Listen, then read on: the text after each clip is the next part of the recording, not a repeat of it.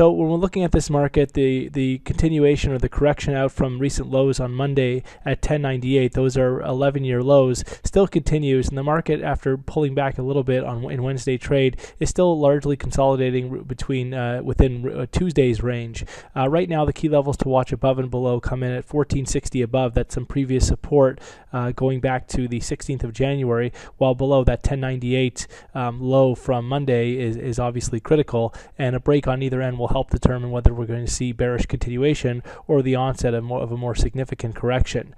So that's the story with the euro right now. Sterling dollar. Cable continues to correct a little bit out from recent lows at recent 2015 lows at 149.51.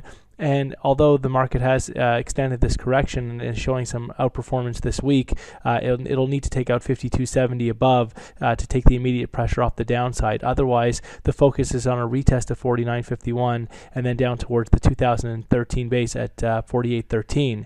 But a break above 52.70 would open the door for more significant correction towards some more medium-term previous support at 154.85. Dollar yen continues with its consolidation. Nothing much really going on here at the moment. Key support comes in at 115.55, and key resistance is at the December 7-year high at 121.85. But ultimately, given the fact that this market is locked within a more intense uptrend, the expectation is that we'll eventually see a break of this consolidation to the upside with a push above 121.85 to expose 125 further up. Euro Swiss. So Euro Swiss continues to extend its recovery off of that post SNB shock, with the range post shock between 97.10 and 102.50 being broken this week, and the market now exposed for a fresh measured move upside extension towards the 107 area. Really, any setback should now be well supported ahead of the parity level.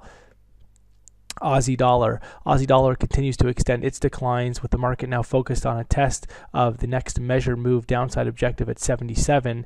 Really, any rally should continue to be very well capped by the psychological barrier at 80, with only a breakback above 82.95 to compromise the immediate bearish outlook. Dollar CAD continues with its surge to plus 5-year highs all the way up above 125. But again, it's worth noting that technical studies here are severely overextended, and the market really is due for some form of a minor correction before the bullish uptrend reasserts. The 10-day moving average would be the most likely candidate for an ideal higher low, and that right now comes in around the 123 area. Kiwi dollar.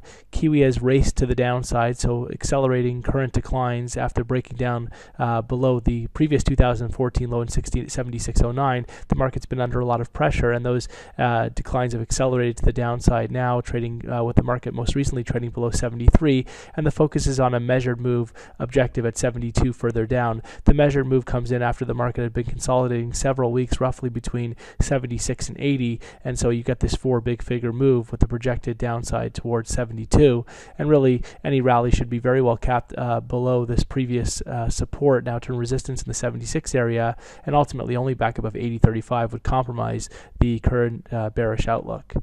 SPX 500. The S&P 500 continues to show signs of topping, and this will be confirmed if the market can break and close below that low that we saw on the 16th of December at 1968. A break below 1968 would expose a move down towards the October base at 1820 further down. Inability to take out that level will continue to keep this market chopping around, but only back above 2070 would compromise this toppish outlook and expose a retest of the record highs from December at 2100, or just shy of 2100. Gold continues with its rally post the break of 1256, and although the market's consolidating in recent sessions, it's been very well supported on dips, and the focus now is on a test of the July high, the July 2014 high at 1345. Really, any setback should now be supported by that previous resistance at 1256, while only back below the 1217 area would compromise the newly adopted bullish outlook for this market.